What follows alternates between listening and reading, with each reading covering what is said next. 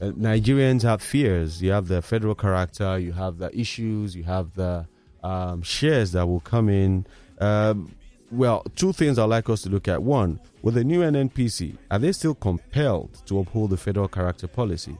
And secondly, will it, looking at the, we've had, let's even talk about, let's extend it to privatization, how we moved from the normal, the government-run power sector, moved it to the private hands. Even though it is private, it's not running, performing well. Can we then say commercialization alone can transform and bring about some fiscal discipline in that sector regarding NNPC?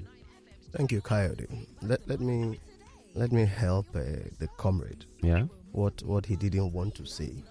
It was Albert Einstein that said he's only a foolish man who does the same thing over and over and expects a different result. And I think Nigerian government does not want to be a foolish man, and that is why they are trying to do this differently. Let's break it down, and maybe I will now speak on what I've said, like a non-lawyer, so that I'll break it down. Look, NNPC today, NNPC Limited. Oh, by the way, we still have NNPC. Oh, okay. Oh, we still have NNPC, and we have NNPC Limited. I will explain how that is, or how that will run.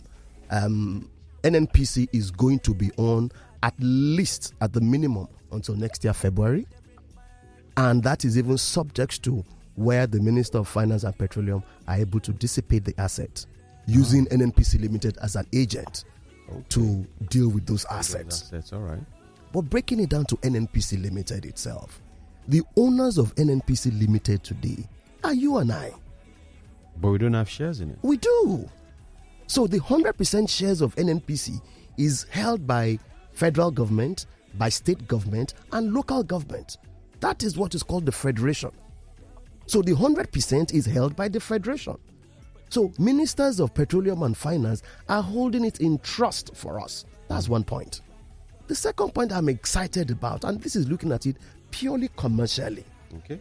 Today, any revenue generated by NNPC is going to be distributed evenly between ministers of petroleum and ministers of finance.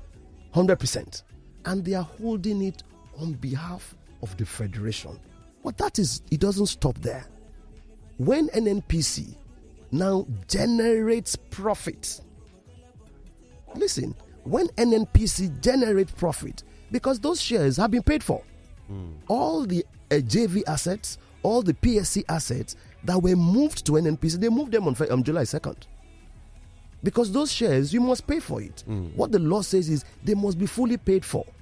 And so the way they valued it, so both ministers have valued those assets and they commensurate quite well with the value of the 100% of the shares. Okay. So when dividends are distributed, they are distributed to those two entities on our behalf.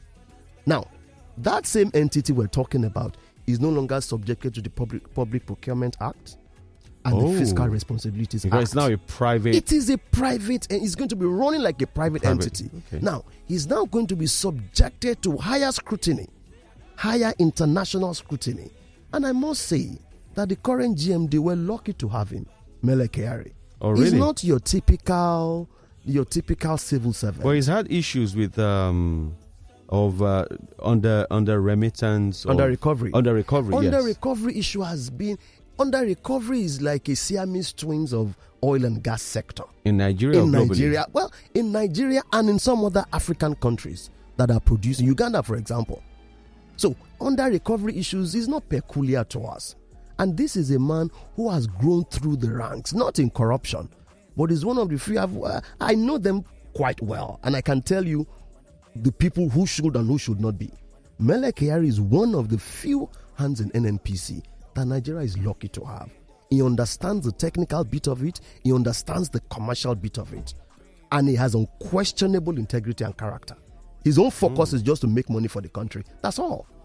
And that's what he has spent his time doing. And so going back to this shareholding structure, you hold 50%, both of us. NNPC will also retain 30% earnings.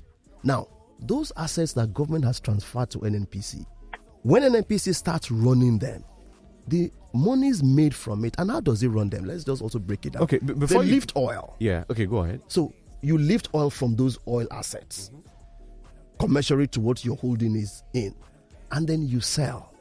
When you sell those assets, you don't get the full value. And the reason is very simple.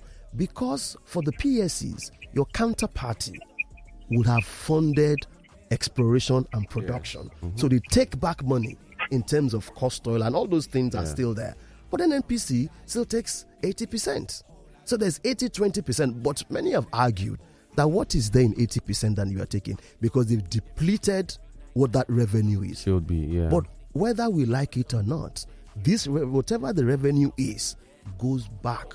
But I haven't said that now. I mean, this is becoming very technical. You know, like you said, we don't like to read contracts, so we're not following that bit. But now, looking at where we are now, there are basic questions that will be asked. That even with the privatization of the power sector, we're still having challenges. How much more saying you're only commercializing a government-run entity?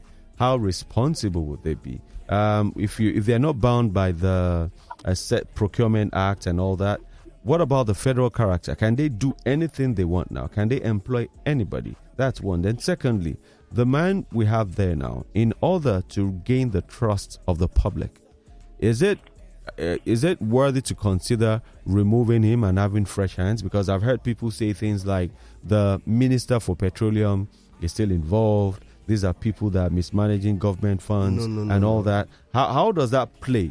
So this is why again I go back to saying people must read. The Minister of Petroleum has no involvement in this at all. The constitution of the board was done by the law. Are you with me? So the law states clearly that constitution. The chairman shall be a non-executive chairman. The CEO shall be a man of cognate experience of 15 years, blah, blah, blah. There's a representative of Ministry of Petroleum. And so if the minister will have any involvement whatsoever, it will be that representative. Okay. But let me even tell you what.